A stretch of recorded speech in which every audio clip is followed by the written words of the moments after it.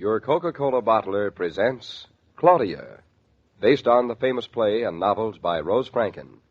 Brought to you, transcribed Monday through Friday, by your friendly neighbor who bottles Coca-Cola. Relax, and while you're listening, refresh yourself. Have a Coke. And now, Claudia. Will that be all, Mr. David? Thank you. That's fine, Watson. Mrs. Naughton, was everything satisfactory? Everything was perfect, Watson. Dinner was delicious, thank you. Not at all. I suppose you're looking forward to Mr. Hartley's coming back from England, Watson. Oh, yes, indeed, sir. The house is very empty without Mr. and Mrs. Naughton. Such a big house, it's empty even with. If you will forgive me, how much longer will you be in town, Mr. David? Well, we're planning to go back up to Connecticut tomorrow afternoon. Indeed. I'm very sorry to hear that. It's been such a pleasant time with you and Mrs. Naughton staying here. We've loved it too, Watson. Breakfast as usual? Yes, as usual. I'll tell cook. Have a pleasant evening, Mr. David. Thank you, Watson. I'm so full of candlesticks and finger bowls, I'll never be able to eat again. Till an hour from now. David, why do you think food tastes so much more tasty off of a gold filigree plate? It's the aristocrat in you. Oh, rubbish. It's the tomato soup and squab and baked Alaska and me. Oh, so you approve of Julia's cuisine. Oh, that's a fancy word for cooking. It was a fancy dinner. Could you eat fancy like that all the time? Oh, it's a grim thought, isn't it? It's stuffy in the dining room. Let's open some windows, And let all the nice, clean New York dust in all over Julia's Chippendale. Listen, I've an even better idea. Let's go out into the nice, clean dust. Let's take a walk. I thought we were going to discuss going to the theater. Let's discuss it while we walk. I think I know what this means, but come on. All right. Do you think you'll need a coat? Oh, from the sublime to the ridiculous. Of course I don't need a coat. It's warm as toast out. You're still sure you don't want a coat? The toast I usually get isn't very warm. Very funny. 3 days of living at Julia Hartley's and you're spoiled. Like an overripe pear. Exactly. 3 days and you're no longer the same sweet, easy-go-lucky man that I married. In the dear dead days beyond recall. Oh, it's so nice out. Still a little light. I'll tell you one thing, David. I certainly hope it isn't as nice an evening in Connecticut. It's raining in Connecticut. How do you know? I arranged it. You did? Exactly. So For you heaven's wouldn't sake. feel cheated. Oh, you're so smart. And so I wouldn't feel cheated, too. Must be nice in Connecticut tonight. I just told you it was raining. Well, if it weren't raining, it would be nice. It'd still be light in the sky. All the birds would be singing, and Mr. Tucker's rooster would be crowing. You know that rooster crows all day and all night. Just exactly like somebody else I know. I'm ignoring you. Go ahead. Eastbrook's nice. I miss it. It's nice here, too. I'll admit it. I've had fun being in New York. It's fun, and it's nice anywhere with you. That's a sweet thing to say. I wish I'd said that. You can. Next time. Remind me. And in spite of that, New York is one place the more I don't live in, the better I like it. Oh, I wish I'd said that, too. You know, I never thought I could live anywhere but in New York. Right here, right in the middle of all the traffic and commotion and bustle. I thought if I lived in the country, I'd feel far away from things and lonesome. Well, don't you? Anywhere is nice and fun with you and never lonesome. You see, I did say it. And I meant it. You better had. Honestly, David, when you're two, it's fun anywhere.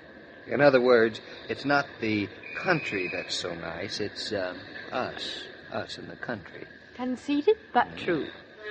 But it's nicer in Eastbrook anyway. So much nicer than Julia and Hartley's house. Say, where are we walking on this nice evening? Just down the street a ways. Not too far. Not too near. Oh, there goes a new car. Oh, isn't it beautiful?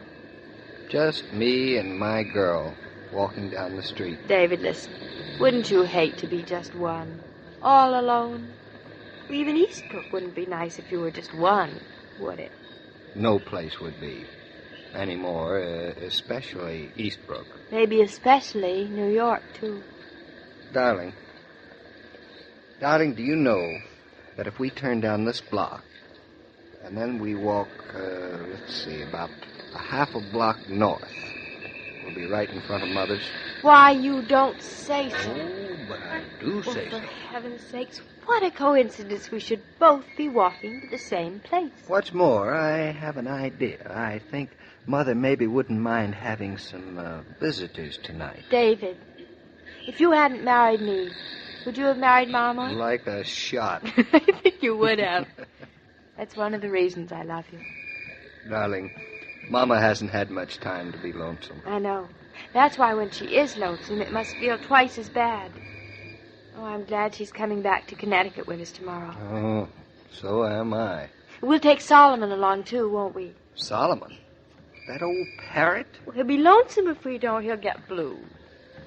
Blue? He's a green parrot. Well, he turns blue when he's lonesome. Oh, yeah. How do you know? He told me. Oh. Hey, it's perfect our going up to Mama's because you could help her pack. Pack? Uh-oh. Yes. Uh-oh. A little hard work won't hurt you at all. After all, you're a man.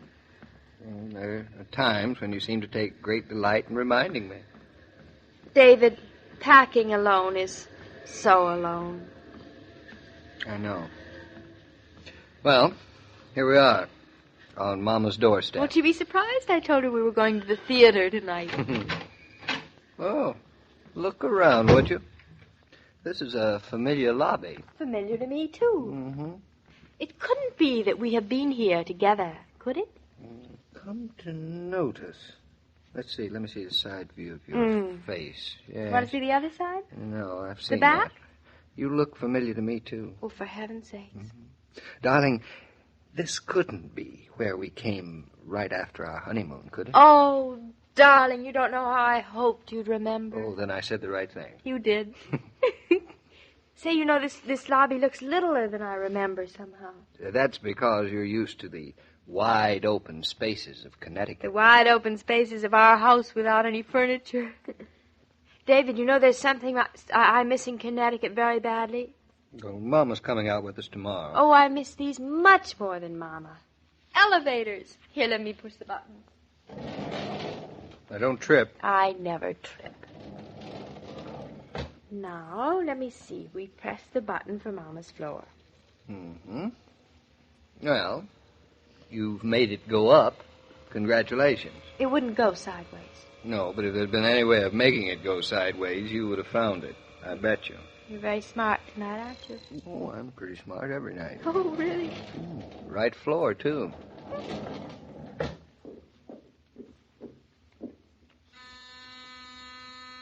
Oh, I hear somebody moving. Mama's home, I can hear her. You don't tell me. I do. I bet you'll be surprised to see us. Well, a modest bet. Hello. I thought it was you. Oh, I lose my bet. Well, that'll teach you to be such a gambler, Claudia. Hello, Mother. What are you doing here? Why aren't you at the theater? Well, aren't you even going to invite us in? Oh, this comes from living in an apartment house without a doorman. Anyone can ring the bell. David, she has just called us. Anyone. Well, wait till we get her up in Connecticut, Claudia. We'll teach her some manners. Certainly will. I'm looking forward to that. Well, you don't have to get huffy. We just came to see the parrot. Yeah.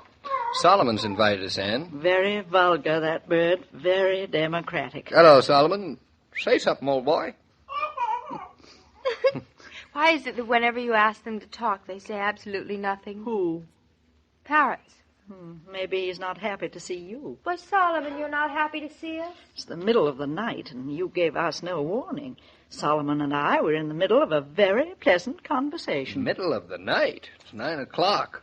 Solomon must be a very dull bird. Say, you're not a very good housekeeper, Mrs. Brown. This room looks a mess. Even Claudia keeps a better house than this. I can see we're going to have to teach her an awful lot of things, David. It might interest you, too, that I'm in the middle of packing. Oh, packing. That's her excuse. Are you going someplace? I was going up to Connecticut tomorrow to visit some poor relatives, but I think I might change my mind. Hello, poor relatives. What do you know? Claudia, she may change her mind. No such luck. Well, since you're here, I guess I might as well sit down. You know, darling, I wouldn't be a bit surprised if your mother is really glad to see us, in spite of what she's saying. You really think that's possible? Well, barely, I admit, but possible. Impossible. Go on, David. You ask. Now, Claudia, stop pinching me. Pitching. Mother, how would you like some help packing? Could be. Later. Claudia, your mother's mellowing. She said we could help. Sweet, isn't she? Oh. Say, darling, listen, I have an idea. This will be good. What do you say we don't go back to Julia and Hartley's? But we promised the butler we would. And a promise to a butler is a promise indeed. Are you suggesting, Mrs. Naughton, that we spend the night in a hotel? Well, I know someone who has an apartment. A nice 4-room apartment. Oh, and 3 suitcases open in the middle of the living room floor. Just to make the room look casual. And against the wall, a lovely, comfortable sofa that opens up into a bed Oh, for I 2. love sleeping on sofas for 2.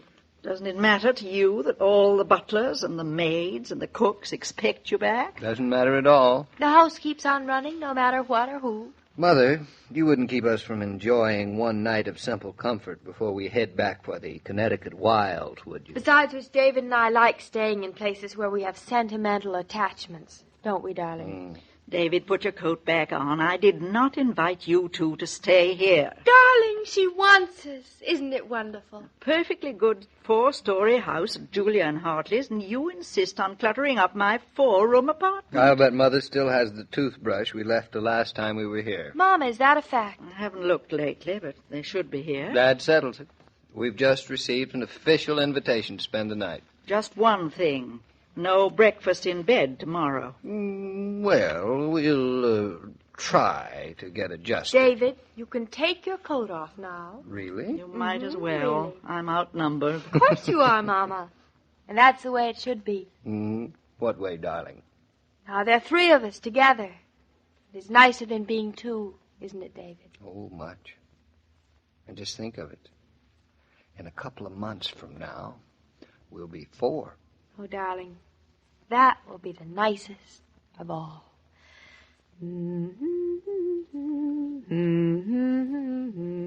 La la la la la la la la la la la la. Notice the expression on the faces of shoppers.